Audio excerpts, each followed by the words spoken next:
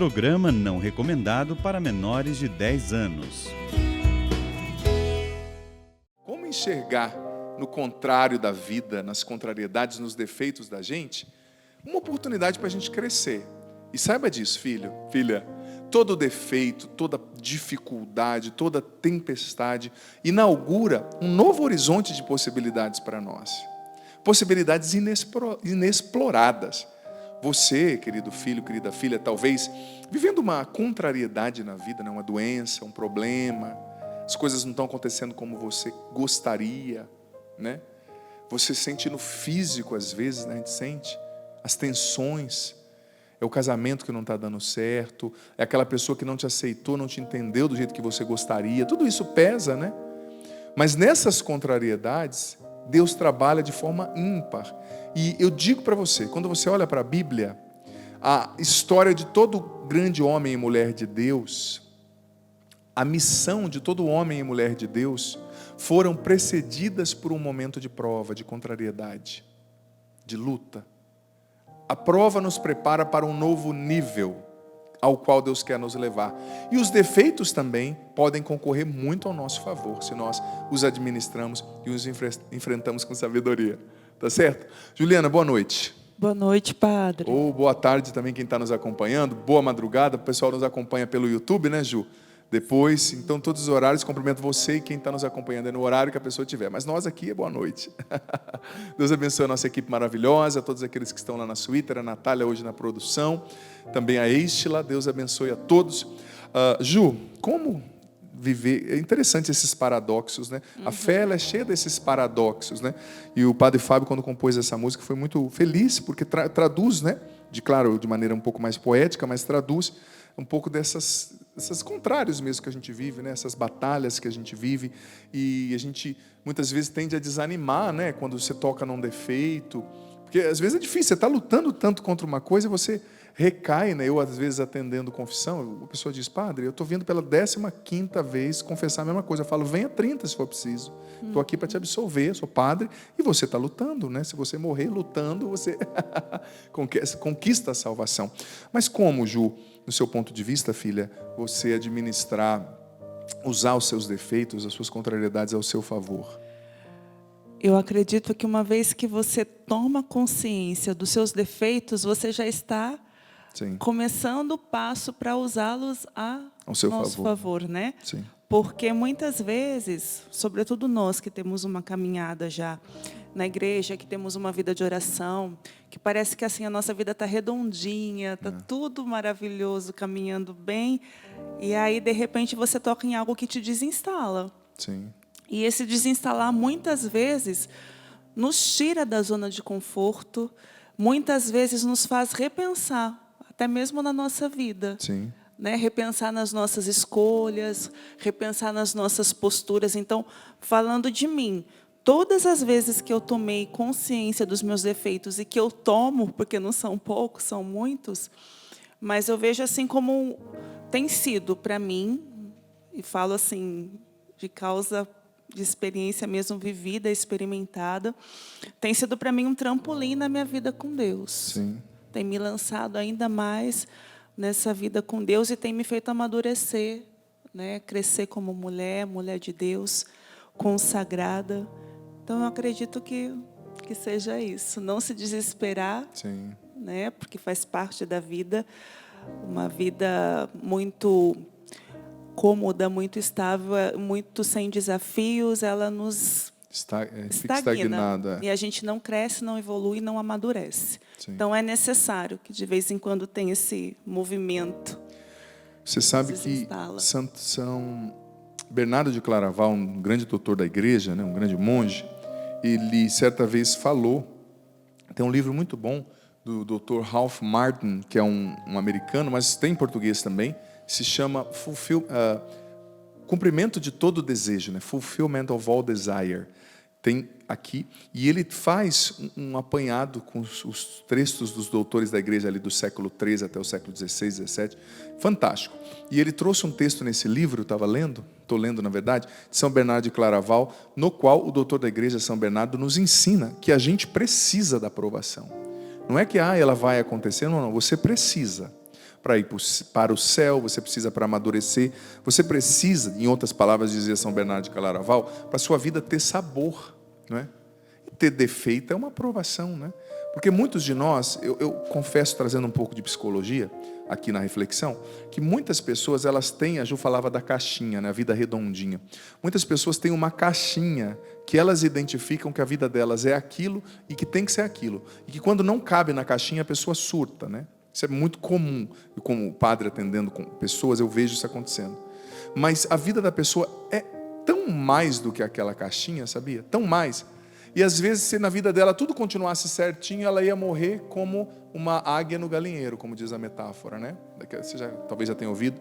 O James Aggrey, que era um líder social lá na África, contou certa vez para o povo que estava subjugado na África do Sul, para a coroa inglesa na época, né? Olha, nós somos águias, mas fomos criados como galinhas e estamos dentro do galinheiro sem saber que podemos voar altíssimo, né? A ave que voa mais alto de todas as aves é a águia, né?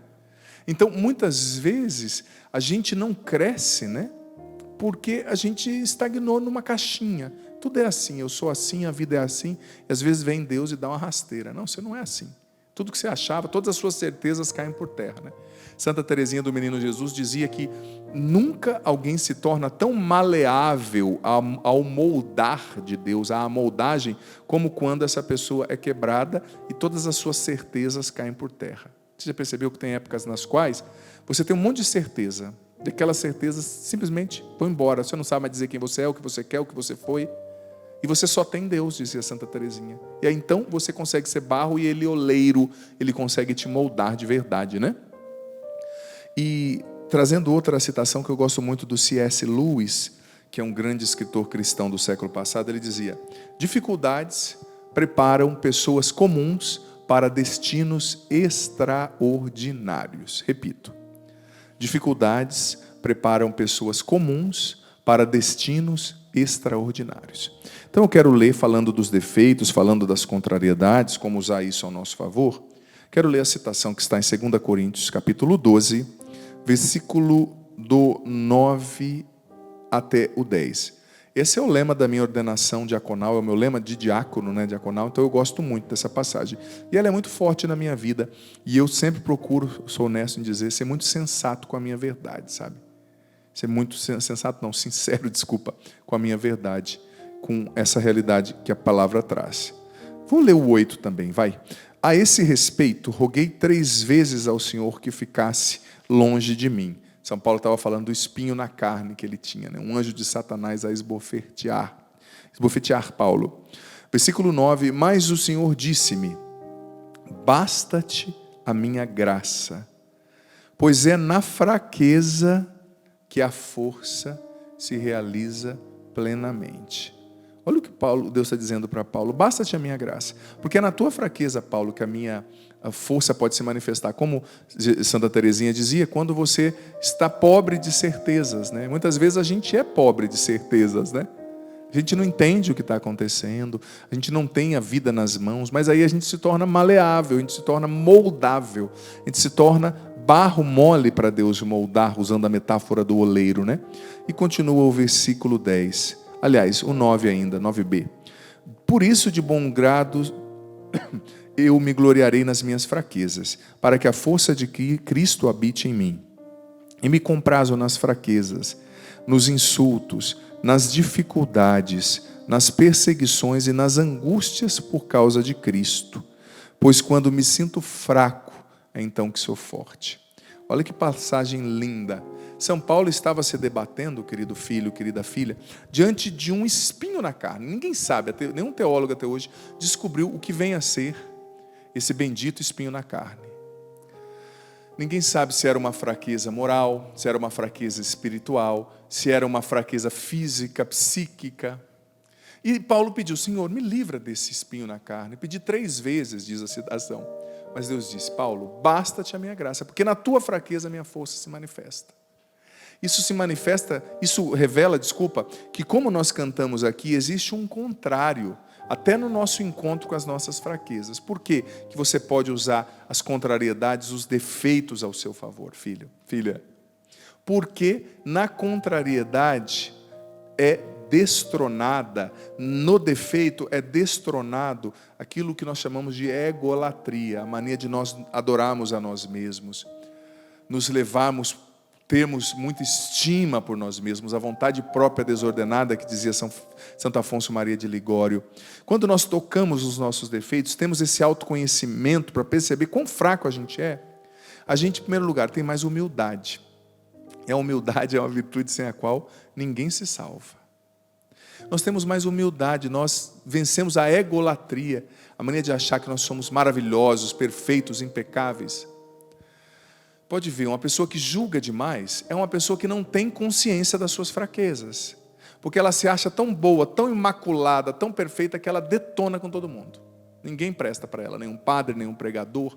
Mas quando a pessoa começa a ter essa autoconsciência, esse autoconhecimento iluminado pela fé, como disse Jesus a Santa Catarina de Sena, quando a pessoa vai se percebendo, não, eu tenho essa má tendência. É o que São Francisco de Assis viveu. Quando São Francisco estava no final da sua vida, ele fez os frades jurarem que ele ia ser enterrado num precipício, onde os piores ladrões, estupradores e assaltantes daquela época eram enterrados lá em Assis. Ele fez os frades jurarem, porque ele dizia, se alguém merece estar ali, sou eu. São Francisco era santo, sim, ele era santo, mas ele sabia quem morava dentro dele. Ele conhecia o homem velho que tinha dentro dele, as más tendências, a impureza. Ele foi um homem que viveu impureza. Então, ele foi santo porque ele lutou e porque ele aprendeu a ter humildade a partir dos seus próprios defeitos. Ele aprendeu que ele era fraco, e quem sabe que é fraco, age com prudência, confia em Deus, não se expõe a perigos, não se expõe a limites desnecessariamente, sabe? Por que São Francisco foi santo? Porque ele se conheceu através das suas fragilidades, sabe? E ele se tornou humilde o bastante para não confiar em si mesmo. O humilde, ele não confia em si. Ele evita ocasiões que podem deixá-lo vulnerável a uma queda. Ele evita situações que podem trazer o pior dele à tona. Então, o autoconhecimento, os defeitos, conhecer os nossos defeitos, eles nos dão humildade. Isso nos dá humildade, melhor dizendo, né? A gente se torna mais humilde. A gente se torna mais preparado para enfrentar as batalhas. Por quê? Porque a gente olha para nós e percebe que nós não somos super-homens, super-mulheres. Mais uma vez eu digo, quem julga demais é porque não se conhece. Para nós padres é tão bom. Eu louvo a Deus, sabe, filho, filha, pela minha história de vida. Eu fui alguém, não fui uma pessoa que veio de um berço assim, que nasceu dando bênção, celebrando missa com bolacha de maisena. Não, eu fui muito pecador, eu fui muito longe de Deus, eu vivi coisas muito erradas. Eu não vim para o seminário sem ter namorado, sem ter vivido muitas coisas. Mas isso me faz entender o homem que tem aqui dentro. E me faz, eu não me orgulho disso, claro, não me orgulho de ter vivido o que vivi, não me orgulho de ter usado tanta droga, de ter quase morrido na minha adolescência. Não me orgulho, a parte do meu testemunho, já contei pela TV Canção Nova várias vezes, você já ouviu, talvez. Mas tudo isso eu não posso negar. Me dá um conhecimento de mim e me dá uma misericórdia para acolher o outro. Por quê? Porque eu sei que esse homem velho mora em mim e que mora em muita gente. Então eu acolho com mais misericórdia o outro. Você usa o defeito que você tem, as suas más tendências, ao seu favor quando você aprende a ser humilde com eles e quando você aprende a usar de misericórdia com o outro, através das suas fraquezas. Sabe? Porque, gente, na Bíblia está escrito, quem não usar de misericórdia não vai alcançar a misericórdia. O que isso quer dizer? Se você não tiver misericórdia do outro, você não vai para o céu, você vai para o inferno. Me perdoe a sinceridade, mas eu estou sendo literal. Agora tem tanta gente na igreja com espírito de irmão mais velho do filho pródigo, você já percebeu? O irmão voltou para casa e o irmão mais velho queria que ele se estrupiasse, morresse lá na terra estrangeira, né? Tem muita gente assim, porque se acha tão santo. Eu estou na igreja desde novinho, vem esse pecador. Você está na igreja desde novinho, você só não aprendeu a lição da misericórdia, que foi uma das coisas que mais Jesus ensinou. Eu não quero o sacrifício, eu quero a misericórdia. Mas a pessoa está errando. Tudo bem, corrige, mas corrige com misericórdia. Você não é juiz, você não é Deus, você não é perfeito e impecável, sabe? E você poderia ter feito, toda vez que eu vejo alguém que cai, que eu vejo um grande pecador, eu digo para mim mesmo, eu poderia ter feito 7 vezes pior. Porque você tem Você é capaz do bem e capaz do mal. Não julgue quem caiu, porque você também poderia ter caído. Então, o defeito, quando você o encontra e o absorve, no sentido, absorver com fé, né? Sem parar, não é porque eu tenho esse defeito, então eu vou viver no defeito. Não, Deus te chama a conversão, Deus te chama a melhorar sempre. Você tem que abandonar o seu defeito. Mas tem coisas, gente, que não é simples. Você tem aquele temperamento que te leva àquele tipo de defeito. Você tem aquela inclinação cultural que te leva àquele tipo de comportamento, que não é um comportamento louvável, sabe? Então são coisas que acontecem, e você tem que ter humildade. O Padre Fausto falava que a gente tem que diferenciar defeito de limitação, e você tem que ter humildade para acolher suas limitações também, né? Que vem junto ali, que às vezes você acha que é defeito, mas é uma limitação, né? Humildade para acolher que você não é tão bom naquilo, que você não tem uma memória tão boa, que você esquece das coisas, que você fala 7 vezes a mesma coisa, ou que você é muito afobado, ou que você é muito lento, né? Tem gente que para morrer de repente demora 1 ano. Eu não sei, mas você tem que aprender com o seu defeito, com a sua limitação, com a contrariedade, a se tornar mais humilde, a se tornar mais dependente de Deus. Você depende de Deus, sozinho você não é capaz, saiba disso. Ai, padre, eu descobri nessa doença que sozinho eu não sou capaz. Você precisou ficar doente para descobrir? Sozinho você não é capaz de superar seus limites. Sozinha você não é capaz de vencer a depressão, de vencer o sofrimento, de vencer a dor. Sozinho você não é capaz de ser uma pessoa melhor. Você precisa de Deus. O sofrimento te faz depender de Deus. O sofrimento te torna mais humilde. O sofrimento te torna os seus defeitos, o encontrar os seus defeitos, né, com humildade, na oração, sem se acomodar neles, te torna mais misericordioso para acolher a fraqueza do outro, para não julgar como se o outro tem que ser um anjo, tivesse que ser um anjo, né?